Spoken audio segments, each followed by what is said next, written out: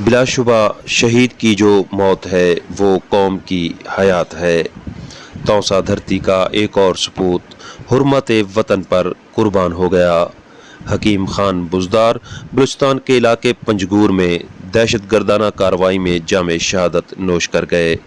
हमारे रिपोर्टर्स के मुताबिक गुज़श्ता रात बलूचिस्तान के ज़िला पंजगूर के इलाके होशाम में दहशत गर्दों से लड़ते हुए हकीम खान बुजदार जामे शहादत नोश कर गए।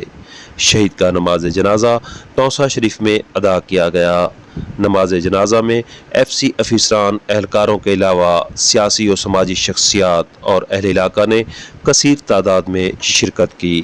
शहीद ने पसमानदान में 5 बेटियां और बेवा को सोगवार छोड़ा है। इस मौका पर शहीद के वालिद का कहना था, अगर वतन की इज्जत की खातिर मज़ीद कुर्बानियाँ भी देनी पड़ी तो हम दरेग नहीं करेंगे।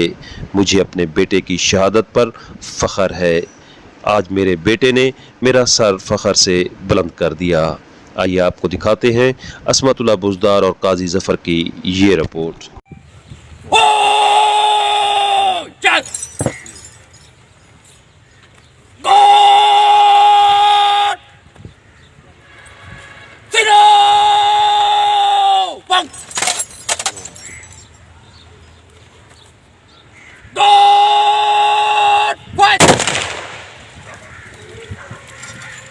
Take go!